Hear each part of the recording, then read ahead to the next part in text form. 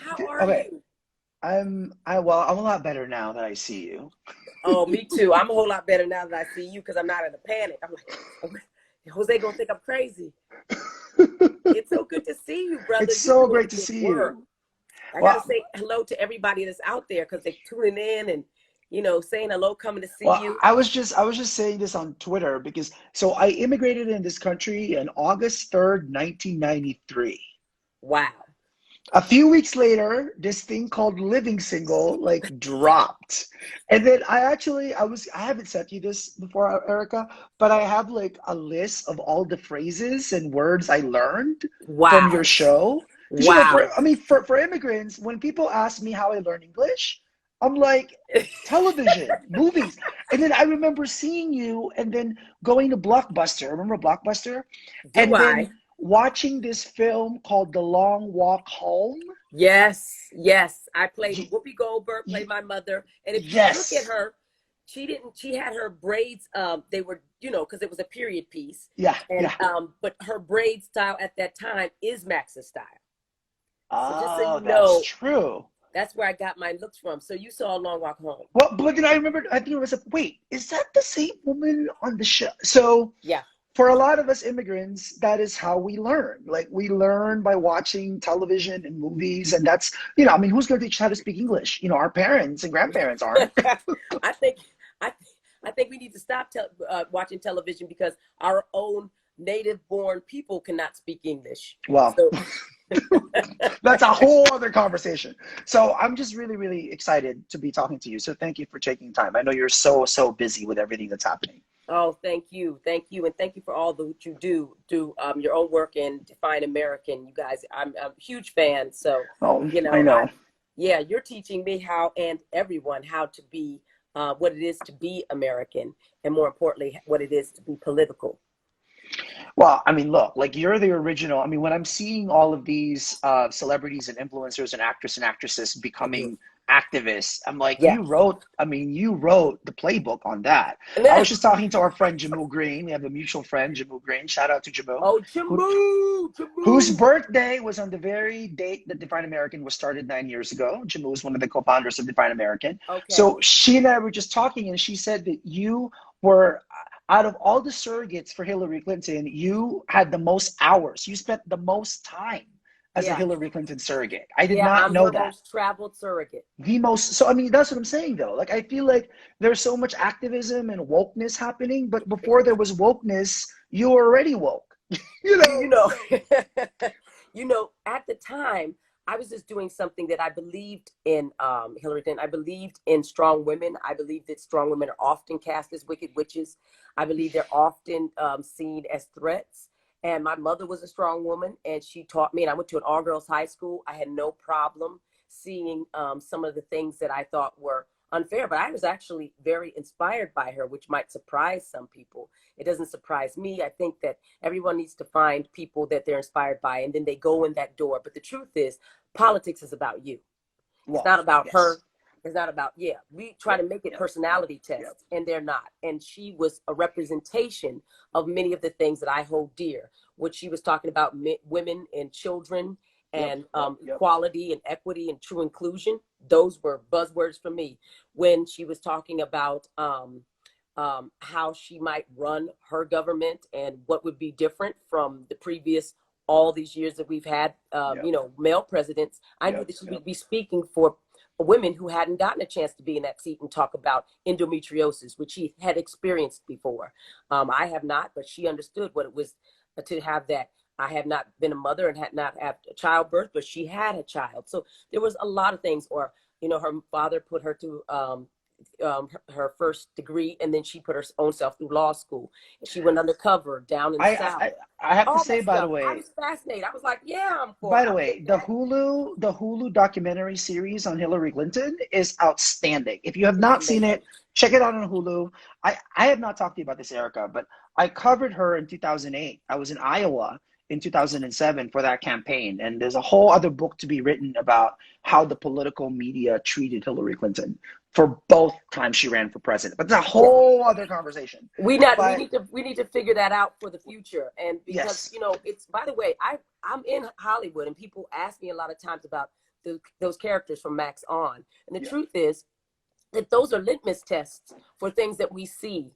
And I think that we hadn't seen enough women in power who we could leverage our vision of them versus what we were, meaning the more difficult 3D version of a woman. So, right now we're going to have to figure out how we see a lot of things differently, because there's new people and players on the scene. And we're going to talk about one day a new trans president and all these things. We better get ready. So here's what I wanted to ask you, because, we both have organizations like, Color Farm Media, which is, producing this. I cannot wait for this John Lewis documentary. I just cannot wait for it. But, we have both decided to kind of exist and be a part of this media ecosystem. And why is that? I mean, I think we both come at it kind of from different ways, right? As an actor, as a producer. I'm coming at it as a journalist and as a filmmaker. Like, why? And to me, it's been fascinating watching what's happening in front of us, which is historic. And I have to say, there's not a lot of things to be optimistic about, but to see so many Asian, so many Latinx, so many like multiracial people of all ages finally getting this idea that Black people in this country have always known what America is, and are showing us really the soul of America. To me, that's been an optimistic thing to see happen. And I'm just curious, like, how are you reflecting on kind of just how multiracial and intergenerational this movement that we're seeing is? It's a relief. I mean, it would be horrible just to see Black and brown or people of color out there, but they're surrounded by white faces, young, old, different class tiers. When you have white men saying Black Lives Matter, and I get it now. I don't need to say all lives matter. I get that. I wouldn't have to say that. If Black lives really mattered, then, all lives would matter, and it's not a negation. It's just saying, see us. And if it does, then start to vote that way. Start to put things in place that represent that Black lives matter. Because right now we're saying, we from what we can see, Black lives don't seem to matter. So to those young people out on the streets, and the every age group in between doing their thing and lifting their voices was really wonderful, because I grew up when the Rodney King situation was happening. People saw that as explosive. They called that a riot. I called that it was like letting air out of something that was going to just go combust. And what do you think about what's going on? Okay, for everybody watching, you and I, TY, hi everybody. Hello. Jose, I thought, listen, I knew that it was like this, but it is what it is. All right, y'all. We're back. So you were asking me about, all I kept thinking about was, of course, Toni Morrison, who's like one of my favorite Americans. And I remember watching an interview, again, television, Erika. I remember watching a Charlie Rose episode on PBS, and she was being asked about what she thought about what happened after video footage of Rodney King showed up. And Toni Morrison said, all she could think about was how incredible that Black people waited. The patience that they waited to see if justice was going to be served. They waited for justice. And when it didn't come, that's when all that started. Boom. So to me, I mean, so talk about a Black Lives Matter perspective, right? The dominant master narrative is, oh my God, Black people are, from Toni Morrison's perspective, wait a second. No. They waited. They actually practiced patience, waiting for people to be served justice. So I thought that to me is what's happening right now. I feel like white people have always been at the center of this. And I think immigrants, Latin immigrants, Asian immigrants, when we get to this country, we were doing this event at Define American called Black and Gold a few weeks ago. And Nicole Hannah-Jones, the invaluable Nicole Hannah-Jones. Fantastic journalist for the New York Times. Check it out. She's a friend. And she was saying that for a lot of us immigrants, part of our Americanization process is being anti-Black, right? When we get to this country, even though we watch Living Single, even though we listen to hip hop, even if we consume Black culture, it doesn't necessarily mean we love Black people. No. Right? The And so, initiation is you. If you want to become American, you're gonna hate that nigger. see, that's what we got to It's a work nigger. against. Yeah, yeah. We got to work against that. So like, I'm curious though, from your perspective, what more needs to happen when it comes to that? Is it producing content? Is it what you're doing at Caller Farm Media? Like, how can we really, how can we be intentional about that and not make it all about just white people? Right? This is Um, not just all about white people. It's also about no. Latin people and Asian people, and how make sure that we're not anti-black. Well, you have to understand. I saw her when she said that. I don't know where I saw her talking about that, but I was saying I was in the amen corner because I absolutely has been one of my pet peeves for a long time. But you, a few years ago when we met, said the same thing. You said it's no good if we come to this country and become the other white person. Do you remember you said that to I me? remember. I remember So saying you that to got it you. then. And I was like, why is it that I kept saying we need to have more Asians who are doing well in business come into our communities and start to teach us if we're somehow entrepreneurs, so many of us trying to be entrepreneurs, why don't they teach us some of the things that they know and how their experience and start to vouch for people and really make programs because they're in our neighborhoods and shops and stuff. We're buying things from them, but there would seem to be no investment. And I knew it because we're seen as a peasant class. And you don't want to be part of the peasant class. The peasant class just happens to have a name. It's called nigger. And they have been fed that way before they came across the ocean from the people who colonized us, colonized them already.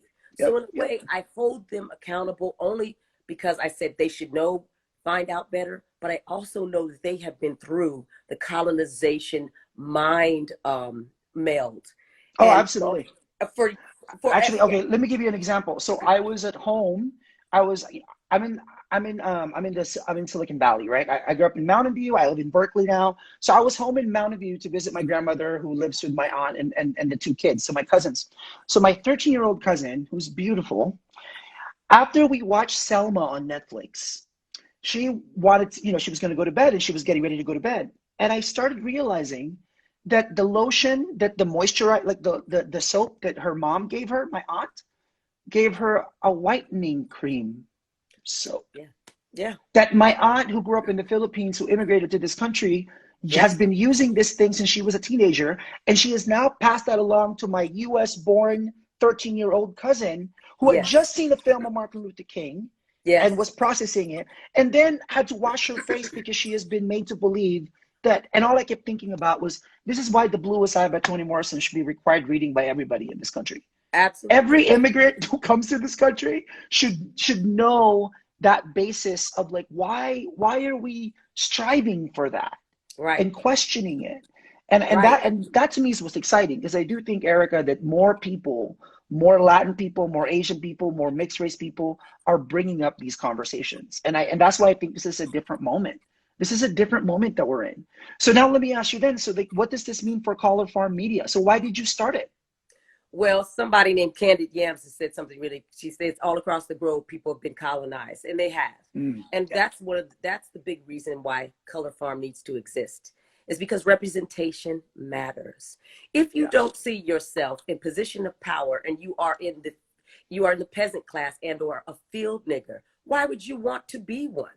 Why would Yeah. you stand next to one? Even if you thought they were cool, even if you knew that we had created this amazing culture that had also come into your mind like an earworm. It's sitting there, rock and roll, blues, jazz, hip hop, all these things came through this oppressed so-called third class peasantry. Yeah.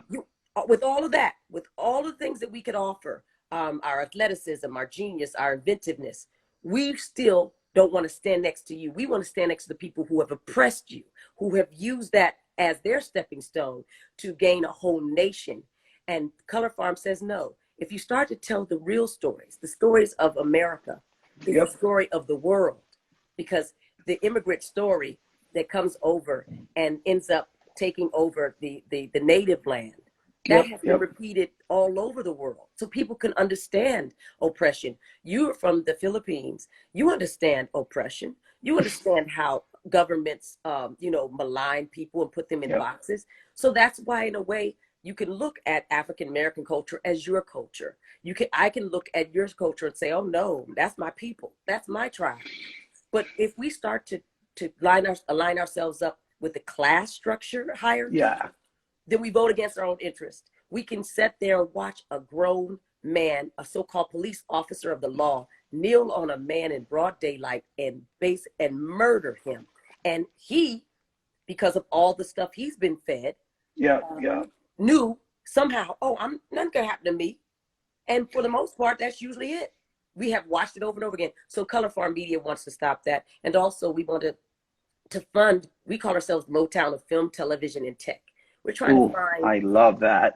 yes, the infrastructure that Barry Gordy put on his Detroit neighborhood was something that we thought, here's all these amazingly talented people. If we could just give them the resources they needed and teach them what it was to be successful inside of the industry, we would find the new Shakespeare's, we would find the new Beethoven's. They're there, but their names are Keisha. Their names are, Yep. Jose. Yep. Their names are that.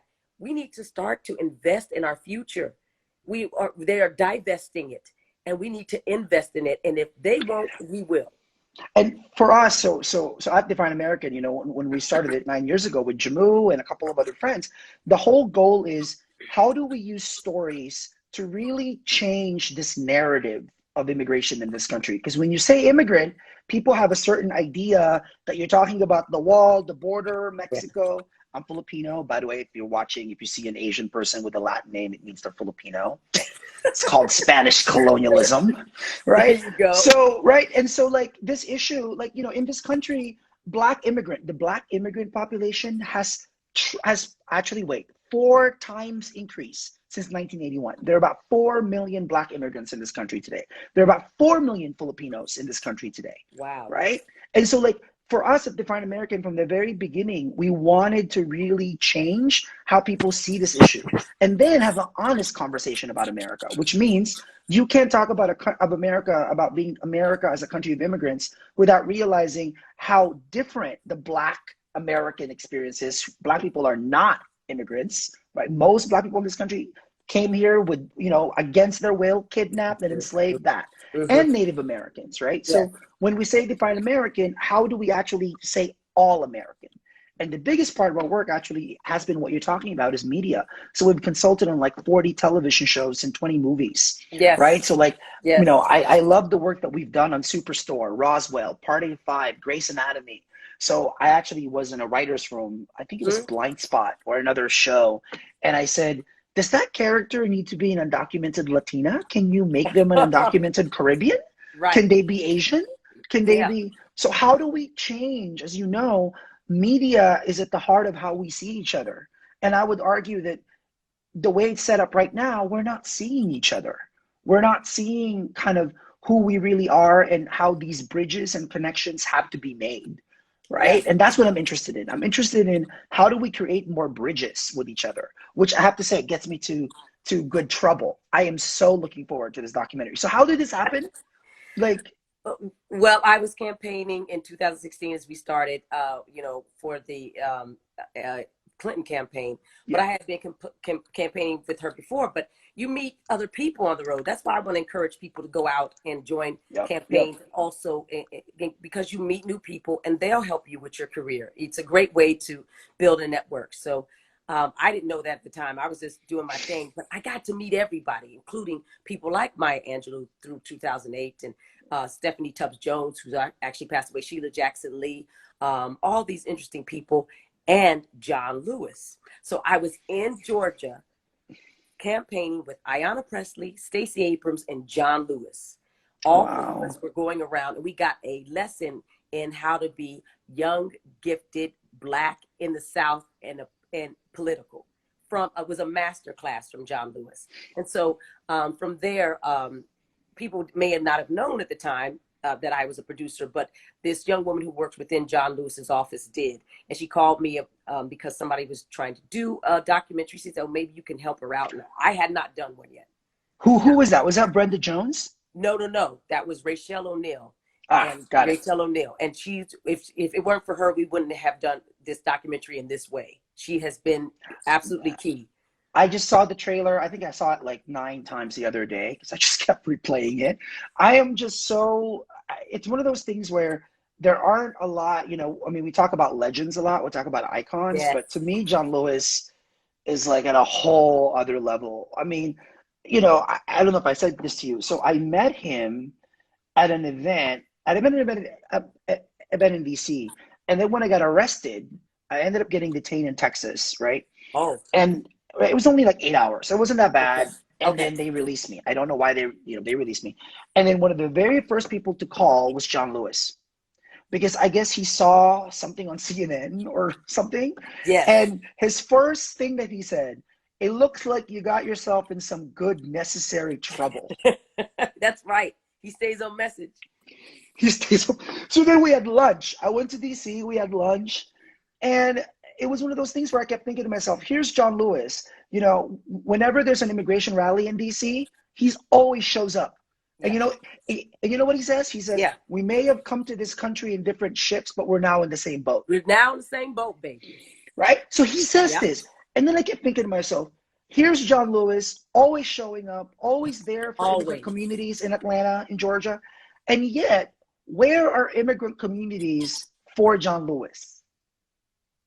So we want him when we need a press conference, when we need somebody to write a bill, when we need but where are we when it comes to actually showing up for Black people in all different ways? The education system, the criminal justice system, the economy. You mentioned Silicon Valley, right?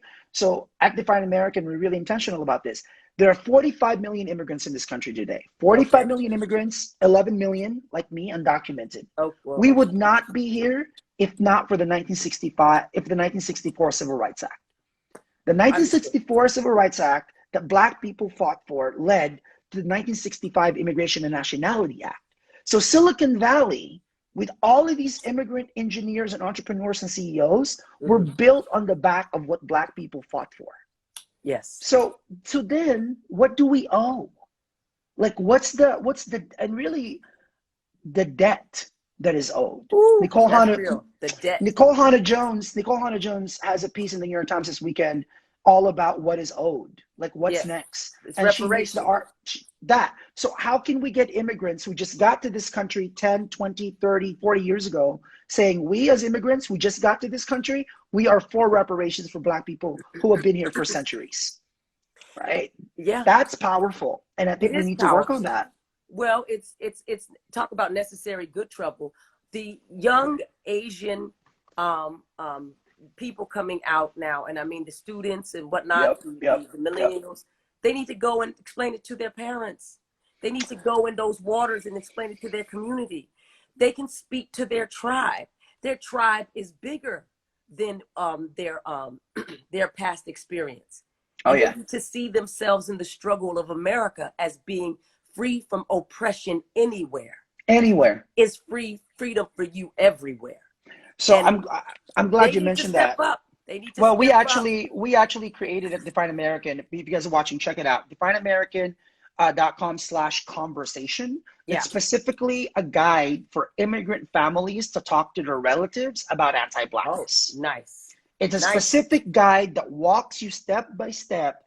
Right now, Just Mercy is free to watch, right? Right now, there's a lot of content that's free to watch. How do you use storytelling and media to actually start hard conversations with your family members, intergenerational conversations? So please check that out. We're really proud of it. And you know what? Define American and Color Farm have to come together and make TV and films together. We got to go do that. Yeah, because those things that stick in everything that we know and learn any long term has been a story that we've told. Yeah. Whether it's the Jesus Christ story, the Buddha story, the story about Hank Aaron, the story about, our myth, Michael Jordan will become a great mythology story. And we remember them like we don't even remember our own phone number. Somehow it settles in our spirit. So we have to start to connect the exploitation of ourselves, not to just what NBC or ABC or Fox wants, which may be good and or bad. We have to intentionally say, I'm going to watch what I put in my head, because those stories are going to stick. And I need to start to supporting the stories that support us as human beings, because there are no race. That's the biggest lie we overtold ourselves. We can't say it enough, that there is no such thing as race. There's a human race. We just come in different shapes and sizes, and we have different cultures. We have different ways of approaching it. But the more that we're around each other, the more we're like each other. I grew up in Arizona, up in the mountains. I grew up with Navajo, Hopi, and Mexican culture. When somebody plays those songs, and when I hear a mariachi band, I hear me. I hear my childhood. Am I Mexican by blood? No, but by association, I am. Just like when people say, they're connected to hip hop. I said, that's your culture. Embrace it. It helped grow you up. That's in your soul. You should be allowed to play it. You shouldn't have to always define that as something outside you. Defining American is defining a unity, but it's also defining our self-expression, our individuality. You don't have to wait a second. I might put that in a t-shirt. Defining American is unity. Okay, wait. I'm gonna text our team, and that's like, what do we share? Like, what do we share here? And when I talk about death, pain, I mean that. I mean, look. love. The reality is, I'm not sure I could have existed as an undocumented gay Filipino in this country if I hadn't read Toni Morrison and James Baldwin and Maya Angelou as early as I did. I'm talking like 8th grade, 9th grade, right? Like, I was actually chatting with Audra. I love Audra McDonald. So the first CD I memorized was Audra McDonald's Way Back in Paradise. And I was telling her that what got me into it was the first, middle, and last song of her CD were all poems by Langston Hughes. Ooh. So that was my introduction to Langston Hughes, was the Audra McDonald CD in high school. Wow.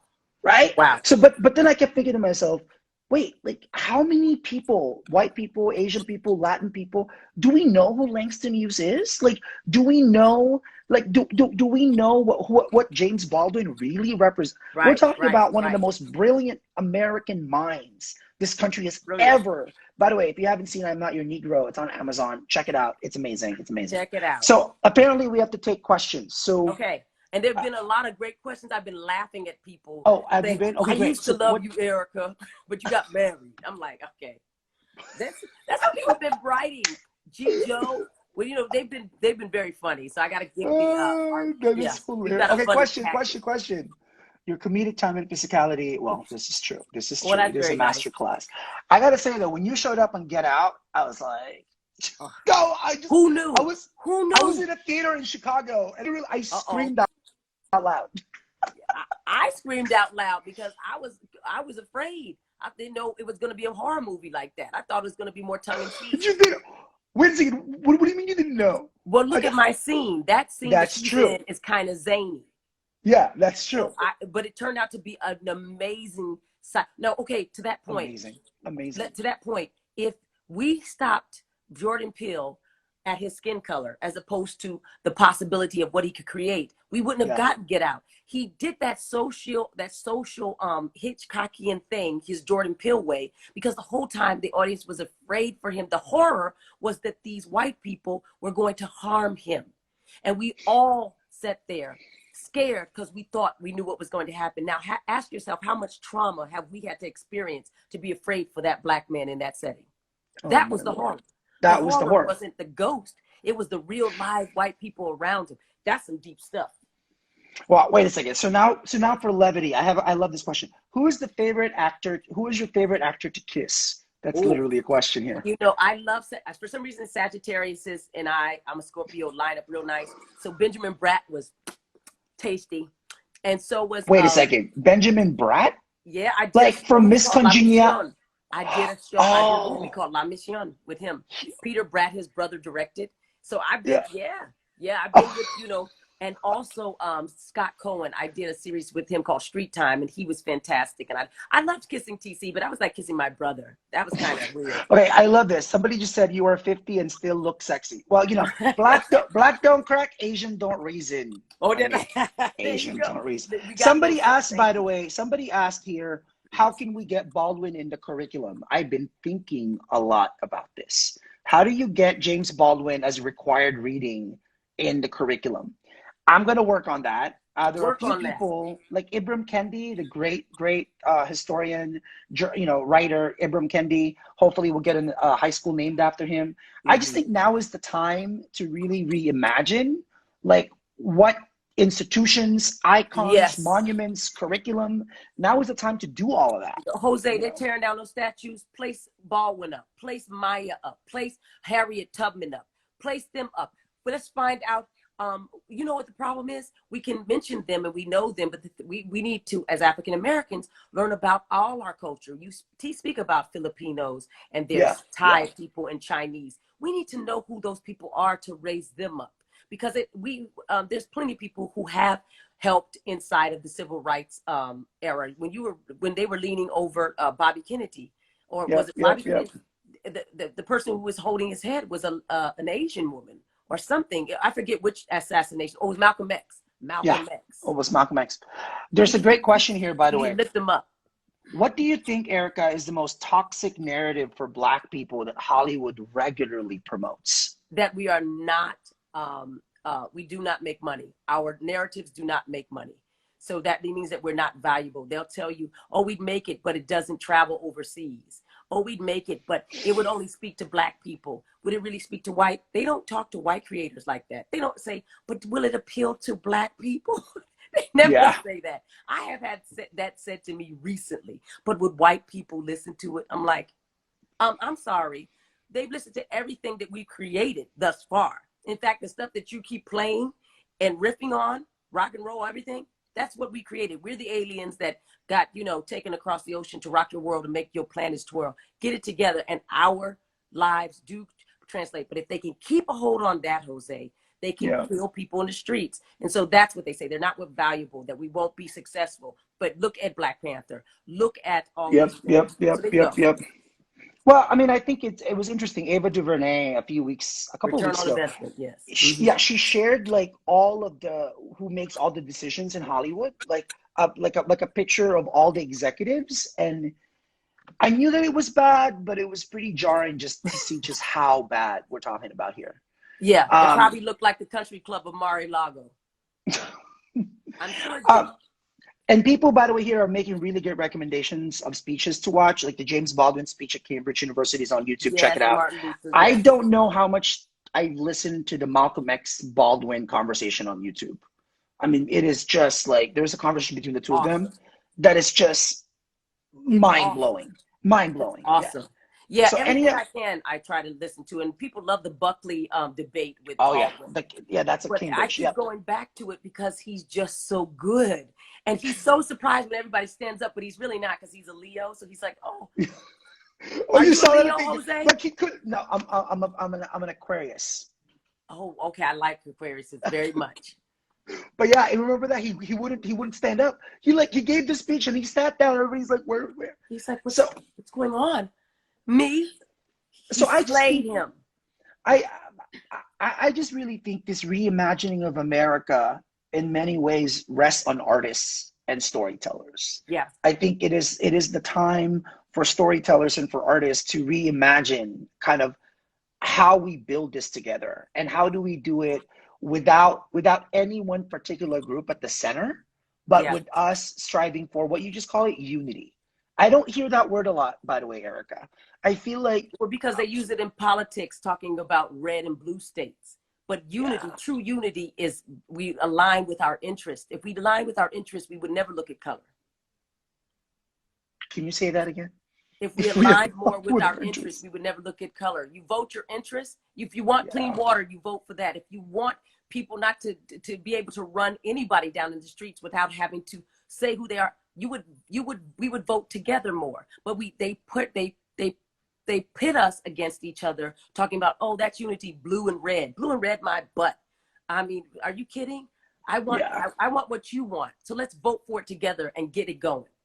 But what you just said there, I was just doing I did Trevor Noah's show a few weeks ago, and Yes. we recorded it like this, and then they didn't air a part of it, and I was trying to remember what was the part, and the part was he asked me, Jose, if you have a message to people watching, this was before, by the way, George Floyd and the whole protest movement. He was asking me, as an undocumented person, what message do I have to people watching about undocumented people in the era of COVID? And I said that immigrants in this country, undocumented people, we want the same thing you want. We want the same thing you want. We want to be able to provide for our families. We want to be able to feel safe at our home. We want to be able to live our lives with dignity. We're not any better. We're not any worse, right? We're not any of that. Like, I actually think some of the narratives out there about immigrants, right? Like, sometimes we're kind of made to believe that we're harder, like we work harder, right? And I think that in itself can be so destructive, because immigrants are here. We're more than labor, right? We're more than just work, right? We all are. So, and you know where I got that from? I got that from Baldwin. This idea, there's that great speech when he was asked by this white guy it's on YouTube somewhere, like, what do you want? Baldwin's like, the same thing you want. And then he goes, I want to be left alone. You want to be left alone, right? I want to be left alone. So that has really, sat with me for years and years. Like, how do we, because I think that's where we get to unity. When it's not about being better. It's not about being worse. It's about, I want the same thing I want what you want. Yeah. You want safety for your family. You want justice. You want law and order, but you don't want just law for some people and order for us. It's really one of those things where people have to. Okay, so I've been working with Reverend Barber with the Poor People's Campaign. Oh yeah, I've been seeing that, which is amazing. Right. And somebody said on my single, Erika, I am. And so, but I'm dating somebody. So, because keep asking. And Reverend Barber says there needs to be a moral resurrection of America. And he's right.